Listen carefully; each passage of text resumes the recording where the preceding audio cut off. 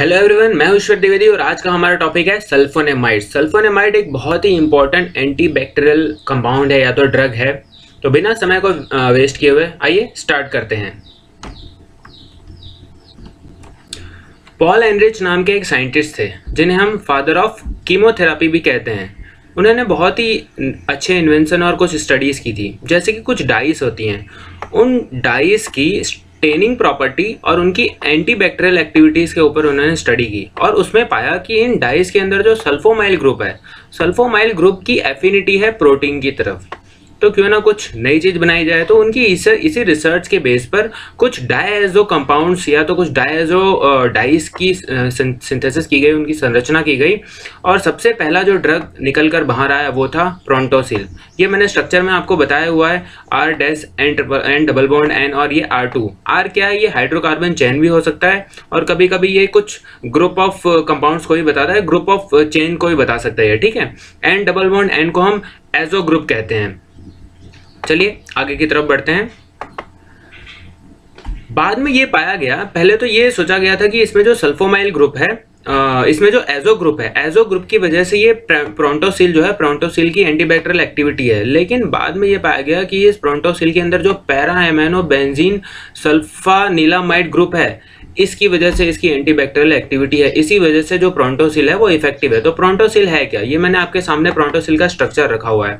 तो शुरू के रिसर्च में लोगों ने ऐसा सोचा कि ये पूरा प्रोंटोसिल का स्ट्रक्चर है। तो प्रोंटोसिल के स्ट्रक्चर में ये जो एजो ग्रुप है, शुरू में लोगों ने ये सोचा कि इस एजो ग्रुप की वजह से ये प्रोंटोसिल इफेक्टिव है, इसकी एंटीबैक्टीरियल एक्टिविटी आ रही है। लेकिन बाद में ये पाया गया कि इस एजो ग्रुप की वजह से नहीं, बल्कि इस पैरा एमिनो बेंजीन सल्फानिलामाइड जो कि ये पूरा ग्रुप है, इसी में यहाँ पर N पर सब्स्टिट्यूट होकर ये प्रोंटोसिल बना हुआ है। तो इस ग्रुप की वजह से, बेसिकली इस पूरे ग्रुप की वजह से, यहाँ से लेकर यहाँ तक, मैं फिर से ड्रॉ कर देता हूँ इसे, पूरा यहाँ से लेकर यहाँ तक ये जो ग्रुप है, इस वजह से प्रोंटोसिल इफेक्टिव था। लास्ट में स्टडीज़ के बाद हमें ये सब चीज़ें पता चली, ठीक है दोस्तों। तो आइए हम क्लासिफिकेशन की तरफ बढ़ते हैं। सल्फोनेमाइड जो है बेसिकली एंटीबैक्टीरियल ड्रग्स हैं। तो ये एक बहुत ही ब्रॉड वे में आपको बता रहा हूँ मैं कि कुछ एंटीबैक्टीरियल ड्रग्स हैं, वो सल्फा ड्रग्स हैं, सिंथेटिक हैं, वो जो लैब में सिंथेसिस किए जाते हैं, और कुछ उनकी नॉन एंटीबैक्टीरियल एक्टिविटीज़ भी होती है, जैसे कि डायूरेटिक प्रॉपर्टी या हाइपोग्लाइसेमिक प्रॉपर्टी। डायूरेटिक मतलब जो यूरिन का फ्लो बढ़ा दें, और हाइपोग्लाइसेमिक मतलब जो ब्लड के अंदर, मेनली हाइपो का मतलब होता है कम और हाइपर का मतलब होता है ज़्यादा। ग्लाइसेमिया जो है ये शुगर से रिलेट करती हुई चीज़ है। तो हाइपोग्लाइसेमिक एजेंट है ये, जो टॉलब्यूटामाइड है और क्लोरप्रोपामाइड है। तो ये मेनली ब्लड के अंदर शुगर के लेवल को कम करती है, ठीक है दोस्तों। तो ये मैंने आपको जो क्लासिफिकेशन बताया, बहुत ही मतलब मोटा मोटा बताया हुआ है, बहुत ही मतलब मैंने आपको वास्ट वे में बताया हुआ है। आइए देखते हैं कि और किन अलग अलग तरीकों से इन्हें हम क्लासीफाई कर सकते हैं। तो इन्हें क्लासीफाई मेनली आप उनके एब्जॉर्प्शन प्रॉपर्टी से कर सकते हैं। इन सल्फोनेमाइड की हाफ लाइफ जो है, हाफ लाइफ के बेस पर कर सकते हैं। हाफ लाइफ क्या होता है? जब भी आप किसी ड्रग को दे रहे हैं, सपोज आप पैरासिटामोल 500 mg दे रहे हैं, तो कुछ टाइम के बाद ब्लड में जो प्लाज्मा है, प्लाज्मा के अंदर उस पैरासिटामोल का लेवल 500 mg से घट के 250 mg, मतलब आधे तक आ जाएगा। तो उसी टाइम ड्यूरेशन को हम कहते हैं हाफ लाइफ, मतलब कि ड्यूरेशन ऑफ एक्शन क्या है उसके बेस पर अभी हम इसे क्लासीफाई कर सकते हैं। जो हमारे सल्फोनेमाइड्स हैं उनके थेराप्यूटिक यूज़ क्या हैं उसके बेस पर उसे क्लासीफाई कर सकते हैं। इसके अलावा जो मैंने आपको बताया, इसका जो केमिकल स्ट्रक्चर है, उसमें कहाँ कहाँ हम सब्स्टिट्यूशन करके दूसरी अलग अलग दवाइयाँ बना सकते हैं, उसके बेस पर इसकी क्लासिफिकेशन हो सकता है। उसके अलावा फार्माकोलॉजिकल एक्शन के बेस पर इन्हें क्लासीफाई कर सकते हैं, इनके एंटीबैक्टीरियल एक्शन के बेस पर इन्हें क्लासीफाई कर सकते हैं। तो ये कुछ मेन इनके क्लासिफिकेशन है जो हम आगे देखने जाने वाले हैं। तो आइए स्टार्ट करते हैं। सबसे पहले हम देखते हैं एब्जॉर्प्शन के बेस पर जो सल्फोनेमाइड्स का क्लासिफिकेशन है वो।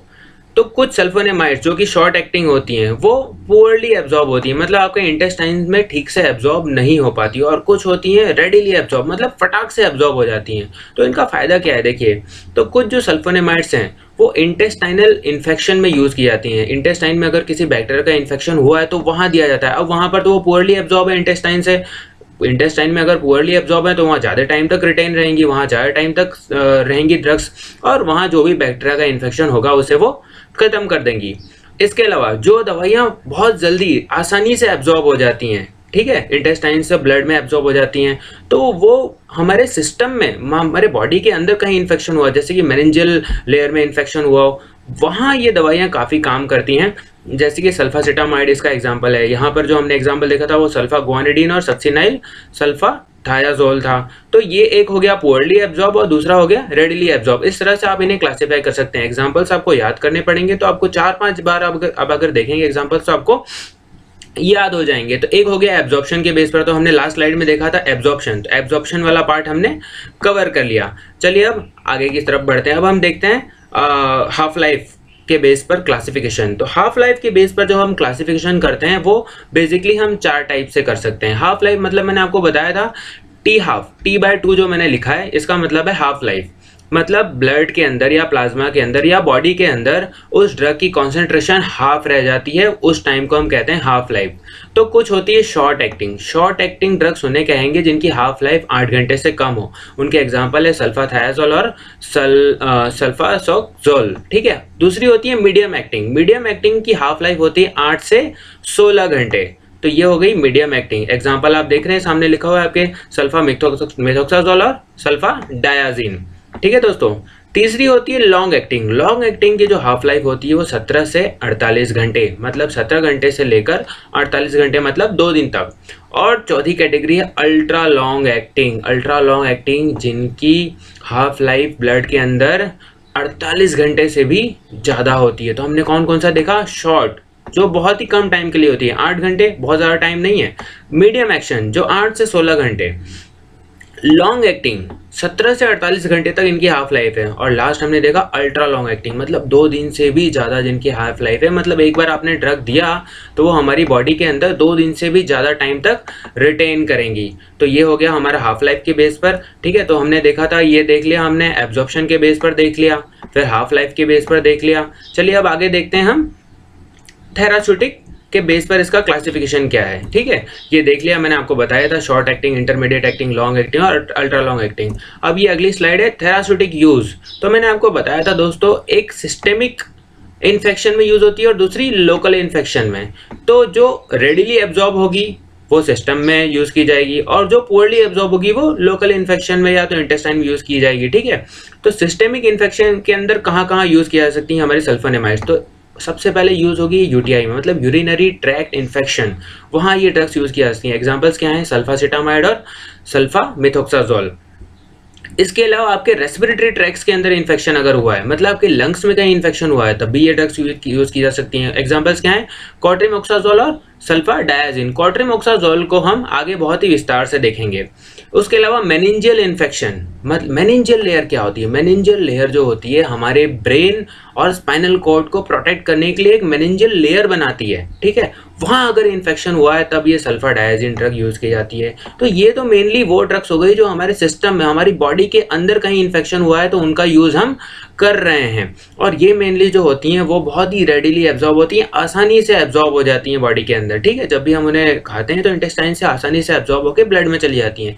दूसरी हो गई लोकल इन्फेक्शन, मतलब जो पुअरली एब्जॉर्ब हो। तो कौन कौन सी होंगी? इंटेस्टाइन में अगर इन्फेक्शन हुआ तो वहाँ यूज़ कर सकते हैं। हमारी आंखों में जो ऑप्थाल्मिक इन्फेक्शन है वहाँ यूज़ कर सकते हैं। और लास्ट हो गया बर्न थेरापी, अगर कोई पेशेंट जल गया है तो वहाँ भी इन ड्रग्स का यूज़ किया जाता है। तो इंटेस्टाइनल इन्फेक्शन के लिए जो ड्रग्स हम यूज़ कर रहे हैं वो कौन सी हैं? सल्फागुआनिडीन और सक्सिनाइल सल्फाथायाजोल। और ऑप्थाल्मिक इन्फेक्शन में जो यूज़ हो रही है वो सल्फासिटामाइड।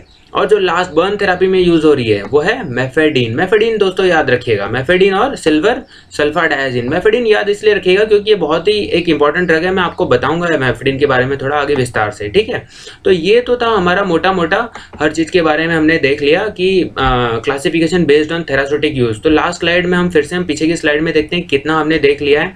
हमने एब्जॉर्प्शन बेस्ड देख लिया, हाफ लाइफ देख लिया, थेरास्यूटिक यूज के बेस्ड देख लिया। अब हम अगला जो क्लासिफिकेशन देखेंगे बेस्ड ऑन केमिकल सब्स्टिट्यूशन। तो आइए केमिकल सब्स्टिट्यूशन वाला स्टार्ट करते हैं।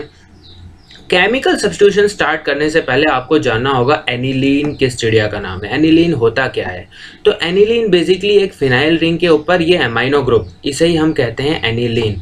तो ये फिनाइल रिंग है पूरी, आप देख सकते हैं, ठीक है। तो phenyl ring containing amino group is basically known as aniline. आपको इतना याद रहेगा तो आगे का क्लासिफिकेशन आप बहुत ही आसानी से याद कर सकते हैं।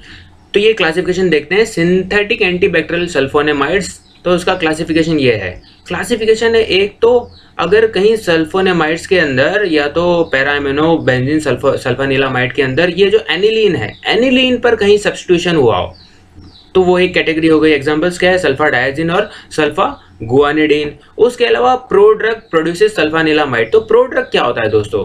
प्रोड्रग का मतलब होता है वो इनएक्टिव सब्सटेंस जो बॉडी के अंदर जाके मेटाबॉलिक एक्टिविटी में पार्ट करें और उसके बाद फिर वो एक्चुअल ड्रग में कन्वर्ट हो जाए। तो सल्फा सेलेजीन जो है वो इनएक्टिव रहता है, बॉडी में जाके मेटाबोलाइज होके फिर ये सल्फोनेमाइड में कन्वर्ट हो जाता है और इसके बाद ये एंटीबैक्टीरियल एक्टिविटी देता है। ठीक है।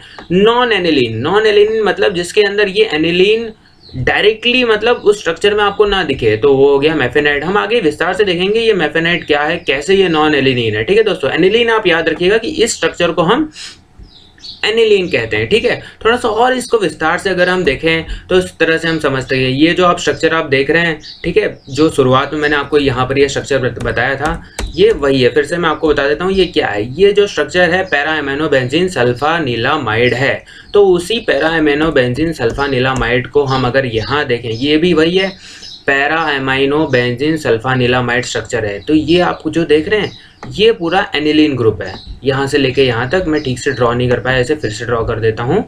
ये जो है ये एनिलीन ग्रुप है। ठीक है, तो अब हम देखते हैं कि क्लासिफिकेशन कैसे हो सकता है। सब्स्टिट्यूशन यहाँ हो सकता है, या तो इस नाइट्रोजन पर हो सकता है, या तो यहाँ भी हो सकता है, यहाँ भी हो सकता है, या तो ऐसा सब्स्टिट्यूशन जहां ये एनिलीन ना हो। तो इस तरह से 4 टाइप से क्लासिफिकेशन हो सकता है। तो देखते हैं पहला क्या है, substitution on aromatic amino group. तो ये एरोमेटिक रिंग है और ये एमाइनो ग्रुप है। एक तो सब्स्टिट्यूशन यहाँ हो सकता है, उसका एग्जाम्पल क्या है, प्रोंटोसिल। प्रोंटोसिल मैं आपको बताता हूँ, ये देखिए ये प्रोंटोसिल है। तो जैसे कि मैंने आपको बताया था यहाँ सब्स्टिट्यूशन हुआ है इस प्रोंटोसिल के अंदर। देखिए इसका स्ट्रक्चर देखिए आप, SO2 NH2। तो ये देखिए SO2 NH2, फिर ये एरोमेटिक रिंग, फिनाइल रिंग है ये एरोमेटिक रिंग, फिर NH2, ये N डबल बॉन्ड N। तो आप देख रहे हैं इस N पर ये H को सब्स्टिट्यूट करके, यहाँ H को हटा करके यहाँ N के साथ सब्स्टिट्यूशन हुआ है, तब जाके ये क्या बना है, प्रोंटोसिल। तो यहाँ आप देख सकते हैं इजीली इस एरोमेटिक अमीनो ग्रुप में ये प्रोंटोसिल के अंदर सब्स्टिट्यूशन हुआ है। तो एक तो मैंने आपको ये एग्जांपल बता दिया, मतलब यहाँ सब्स्टिट्यूशन देख लिया आपने, प्रोंटोसिल के अंदर कहाँ सब्स्टिट्यूशन हुआ है, इस N पर हुआ है। ठीक है, तो substitution on aromatic amino group. अगला देखते हैं सब्स्टिट्यूशन ऑन सल्फामिडो नाइट्रोजन, मतलब ये सल्फर के साथ जो ये नाइट्रोजन जुड़ा है यहाँ भी सब्स्टिट्यूशन हो सकता है। ये दूसरा टाइप हो गया। एग्जाम्पल से सल्फा डायजीन और सल्फा मिथोक्साजोल। ठीक है।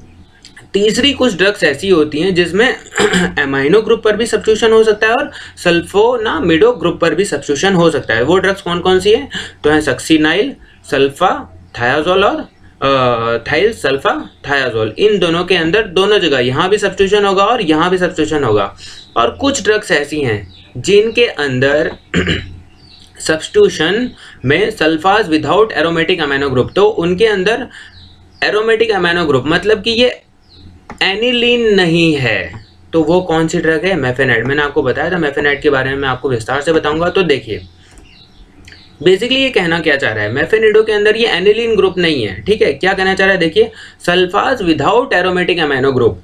तो यहाँ आपको एरोमेटिक अमीनो ग्रुप कहीं दिख रहा है, नहीं है। यहाँ अगर NH2 होता, अगर एनिलीन होता तो हम कहते उसे कि हाँ ये एनिलीन पर सब्स्टिट्यूशन है, लेकिन यहाँ पर एनिलीन ग्रुप नहीं है, इसीलिए ये किस कैटेगरी में आ गया, Sulphas without aromatic amino group. ये मेफेडिन का स्ट्रक्चर है दोस्तों, आप देख लीजिएगा। तो ये तो था क्लासिफिकेशन बेस्ड ऑन सब्स्टिट्यूशन।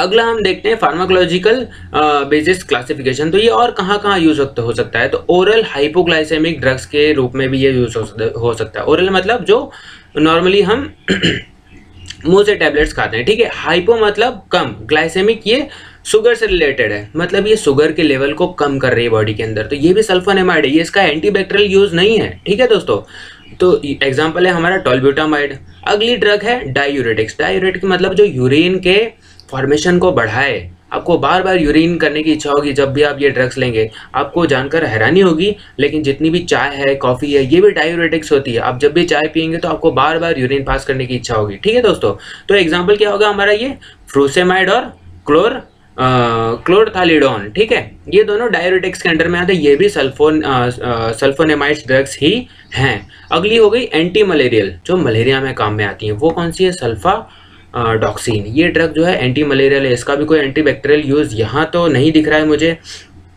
ठीक है। आप कहीं भी ओरल ग्लाइसेमिक्स के अंदर इसका एंटी बैक्टीरियल यूज नहीं है, डाययूरेटिक्स के अंदर भी नहीं है, ठीक है। फिर अगला देखते हैं एंटी डायरियल। तो जो ट्रैवलर्स डायरिया है उसमें भी कई बार ये सल्फोनेमाइड ड्रग्स यूज की जाती है। तो एंटी डायरियल में कौन सी है? थाइल सल्फाथायाजोल, ये ड्रग है जो डायरिया को कंट्रोल करती है। फिर अगली हो गई कुछ एंटी बैक्टीरियल ड्रग्स हैं, वो कौन कौन सी है? सल्फा डाइमिडीन और सल्फा डायजिन। ये सारी ड्रग्स हैं, ये फार्माकोलॉजिकल बेसिस ऑफ क्लासिफिकेशन के ऊपर पूरी डिपेंड करती हैं। तो ये एक इसका टाइप हो गया क्लासिफिकेशन का। चलिए अगली स्लाइड की तरफ बढ़ते हैं।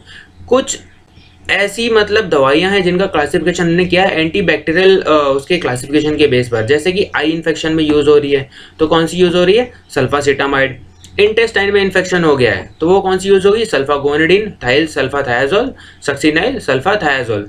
कुछ सिस्टेमिक इन्फेक्शन, आपके बॉडी के अंदर कहीं इन्फेक्शन हुआ है तो वो हो गया सल्फाडायजिन। इसके अलावा हो गया सल्फाडिमिडिन, सल्फाथायाजोल। कुछ बर्न इन्फेक्शन, जलने के बाद इन्फेक्शन हो रखा है तो सिल्वर सल्फाडायजिन। ये ड्रग बहुत ही इंपॉर्टेंट है, इसका नाम याद रखिएगा, सिल्वर सल्फाडायजिन। कुछ यूरिनरी ट्रैक इन्फेक्शन में भी यूज होती है, जैसे कि सल्फाफ्यूराजोल, सल्फाफिनाजोल और सल्फामेथोक्साजोल। ये सारी ड्रग्स बहुत ही इंपॉर्टेंट है, आपको बार बार याद रखना पड़ेगा, तब जाके आपके दिमाग में ये चीज़ें अच्छे से फिक्स हो जाएंगी और आपको ज़्यादा रटने की ज़रूरत नहीं पड़ेगी। तो ये मेन जो हमने क्लासिफिकेशन देखा अभी तक का चीज़ें थी। उसके बाद ये कुछ ड्रग्स हैं, सल्फा डायजिन, सल्फागुआनिडीन, थाइल सल्फाथायाजोल, सक्सिनाइल सल्फाथायाजोल, सल्फा डिमेथोक्सिन, ठीक है, सल्फा मेथोक्सी पायरिडेजिन, कोट्रेमोक्साजोल। इसे हम बहुत ही ब्रीफली कवर करेंगे। कोट्रेमोक्साजोल को, ये बेसिकली दो ड्रग्स का कॉम्बिनेशन है, कोट्रेमोक्साजोल। फिर सल्फासिटामाइड, इन दो ड्रग्स को हम ब्रीफली कवर करेंगे आगे के सेक्शन में। तो आइए दोस्तों आगे की स्लाइड की तरफ बढ़ते हैं। सल्फासिटामाइड, इसका IUPAC नाम आप देख सकते हैं, यहाँ पर मैंने लिखा हुआ है N4-एमाइनो-फिनाइल सल्फोनाइल एसिटामाइड। तो अभी तो आपको ऐसा लग रहा होगा कि ये क्या बड़ा सा नाम है, लेकिन जैसे ही मैं आपको इस स्ट्रक्चर के बारे में थोड़ा सा और डीपली बताऊंगा तो आपको ये स्ट्रक्चर बहुत ही आसान लगने लगेगा, बहुत ही ईजी स्ट्रक्चर लगेगा आपको जब आप इस स्ट्रक्चर के बारे में अच्छे से देख लेंगे, ठीक है दोस्तों। तो आइए आगे की स्लाइड की तरफ बढ़ते हैं। सल्फासिटामाइड, सल्फासिटामाइड बेसिकली जो बना है वो एसिटामाइड और पैरा अमीनो बेंजीन सल्फानिलामाइड को मिलाकर बना हुआ है एसिटामाइड। तो आप देख रहे हैं ये CH3C, ये जो यहाँ पर ये जो 4 बॉन्ड बने हैं यहाँ बेसिकली C है, हमने लिखा नहीं है लेकिन यहाँ पर कार्बन है, तो इसे पढ़ेंगे हम CH3CONH2। तो आप देखिए यहाँ पर कहाँ है CH3CONH2, तो यहाँ से एक जो हाइड्रोजन है वो डिस्प्लेस हुआ है, ठीक है। उसके बाद पैरा अमीनो बेंजीन सल्फानिलामाइड, यहाँ देखिए SO2 है, NH2 है, ये फिर फिनाइल रिंग है, यहाँ एमाइन ग्रुप है। तो ये पूरा का पूरा स्ट्रक्चर आपको यहाँ दिखेगा उल्टा होके। देखिए ये NH2 आप देख सकते हैं बहुत ही आसानी से, ये क्या है पूरा, ये NH2 है, ठीक है। उसके बाद ये SO2 आप यहाँ देख सकते हैं नीचे की तरफ, ये देखिए ये आपको SO2 दिखेगा यहाँ पर। और फिर लास्ट में ये बच गया ये NH2, यहाँ पर भी एक NH2, लेकिन यहाँ से भी एक H डिस्प्लेस हुआ है। तो ये वाला पोर्शन जो आप देख रहे हैं ये, और एक ये वाला पोर्शन जो आप देख रहे हैं NH2, यहाँ ये दोनों मिलकर एसिटामाइड और पैरा अमीनो बेंजीन सल्फानिलामाइड, ये दोनों मिलकर क्या बनाया हुआ है, सल्फासिटामाइड। तो अब आप बड़ी ही आसानी से इसके IUPAC नाम को या तो इसके केमिकल नाम को बहुत ही आसानी से याद कर सकते हैं। N, ये नाइट्रोजन है, यहाँ से सब कुछ जुड़ा हुआ है इसलिए यहाँ पर हमने N लिखा है, N सल्फोनाइल एसिटामाइड। तो N के साथ ये पूरा सल्फोनाइल ग्रुप और ये एसिटामाइड ग्रुप, ये एसिटामाइड मैंने आपको बताया था। लेकिन इससे पहले क्या है, ये है 4 अमीनो फिनाइल, 1 2 3 4, तो यहाँ पर ये 4 है, तो 4 अमीनो और ये फिनाइल, ठीक है। तो 4 अमीनो फिनाइल सल्फोनाइल एसिटामाइड, ये इसका हो गया IUPAC नाम। आशा करता हूँ यहाँ तक आपको समझ में आया है इसके केमिकल स्ट्रक्चर के बारे में। तो ये सल्फासिटामाइड का मेन स्ट्रक्चर था, इसका IUPAC नाम था, बहुत ही इंपॉर्टेंट ड्रग है, आप ध्यान से याद रखिएगा। अगली ड्रग देखते हैं हम, कोट्रेमोक्साजोल। मैंने इसको तोड़ के इसलिए लिखा हुआ है क्योंकि बेसिकली ये जो ड्रग है वो है कॉम्बिनेशन किसका, ट्राइमिथोप्रिम और सल्फामिथोक्साजोल का। तो आप यहाँ पर देख सकते हैं, यहाँ पर एक ड्रग है हमारे सामने ट्राइमिथोप्रिम, ठीक है, और दूसरी है हमारे सामने सल्फोमिथोक्साजोल। ये देखिए, ये है सल्फोमिथोक्साजोल। इन दो ड्रग के कॉम्बिनेशन से ये कोट्रिमोक्साजोल बनता है। तो ये दो ड्रग कौन सी है? ये वाली है सल्फामिथोक्साजोल और ट्राइमिथोप्रिम। तो ट्राइमिथोप्रिम का एक पार्ट और सल्फामिथोक्साजोल का 5 पार्ट, इन दोनों को मिला करके हमारी जो दो ड्रग बनती है कोट्रिमोक्साजोल बनती है दोस्तों। तो आइए आगे की स्लाइड की तरफ बढ़ते हैं। कोट्रिमोक्साजोल, जैसा कि हमने देख लिया, इसमें एक पार्ट ट्राइमिथोप्रिम का होता है और 5 पार्ट सल्फामिथोक्साजोल के होते हैं, इसीलिए इसका नाम रखा है कॉम्बिनेशन ऑफ ट्राइमिथोप्रिम एंड सल्फामिथोक्साजोल। तो इस तरह से भी आप इसे याद रख सकते हैं अगर आपको याद ना रहे तो। क्या नाम है इसका? कोट्रिमोक्साजोल। मैंने यहाँ स्पेस लगाया, लेकिन आप लिखते टाइम स्पेस नहीं लगाएंगे। तो इसका यूज कहाँ होता है? तो it is basically use to treat certain bacterial infections such as pneumonia. Pneumonia क्या है? लंग इन्फेक्शन है basically. Bronchitis, and what is bronchitis? Infection of the tube leading to the lungs. जो नॉर्मली जो आपकी विंड पाइप है उसमें अगर infection हो गया तो that is known as bronchitis. Infection of the urinary tract, ears and intestine.